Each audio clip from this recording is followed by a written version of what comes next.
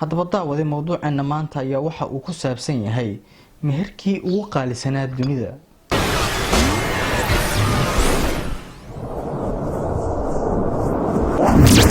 السلام عليكم نبض داوده waxaan ahay Mustafa Cabdullaahi Maxamed halkaad iga daawanaysaana waa Doohal Official fadlan daawade hadii ay tahay markii kuugu horeysay ee booqashada janaalkan waxaanu ka codsanaynaa inaad subscribe inagu caawiso sababtoo ah waa bilaash.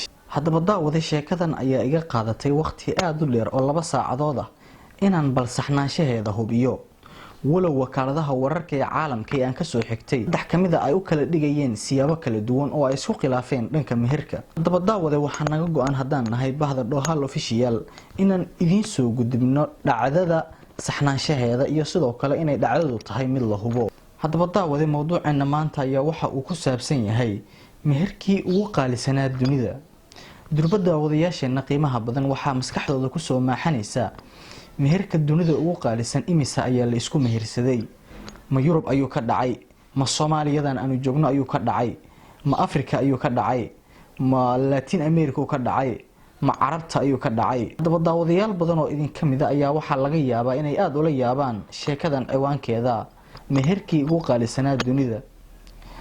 haddaba daawade meherkan ayaa ka dhacay dalka Ciraaq.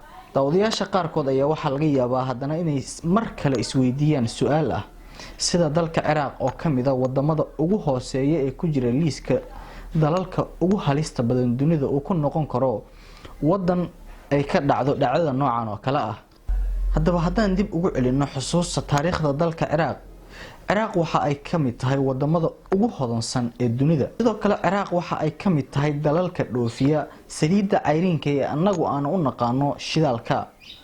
sida ay dhawaan baahisay wadamada ku midoobay shidaalka dunida ee loo soo gaabiyo OPEC waxa ay kaalinta labaad ka gashay wadamada dunida ee dhoofinta shidaalka. daawada hadii aynu dib ugu noqono sheekadan ayaa bogga warbaahinta iyo sidoo kale kuwa xiriirka bulshada ee dalalka Carabta si weyn ugu faaftay waxaana dadka Carabta aad isku weydiinayeen in dal Carbeed uu noqdo midkii ugu horeeyay kaalinta koowaad ka gala meherka ugu qaalisan dunida kaasoo noqday mid aan innaba laga filaneyn.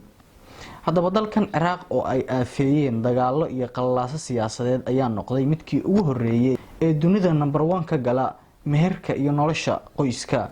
haddaba sida ay wakaaladaha wararka ee caalamku sheegeen lamaana reer Ciraaq ayaa isku mehersaday 8 bilyan oo diinaarka Ciraaq oo marka la bedelo noqonaya 8 milyan iyo bar doolarka Mareykanka ah. haddaba daawada lamaanahan reer Ciraaq ayaa dhashay sanadadii 80-meeyadii ee qarnigii ina dhaafay.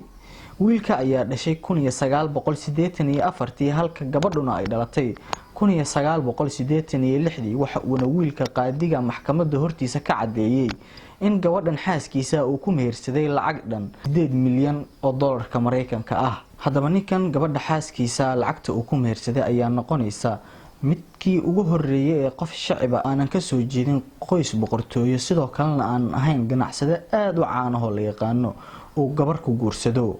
waxaana sheekadan dood badan ka dhaxdhalisay wakaaladaha wararka iyo sidoo kale goobaha xiriirka bulshada ee caalamka dadkuna ay u fasirteen siyaabo kala duwan. haddaba daawade waxaan rajaynayaa in sanadka xiga kaalinta koowaad ay qaadan doonto Soomaaliya oo gabdhaheena Soomaaliyeed ee aadka u quruxda badan ay number 1 gali doonaan.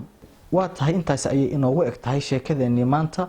waad ku mahadsan tahay daawashada muuqaalkan. fadlan haddaad ka ilowda subscribe ta hadda taabo mahadsanid.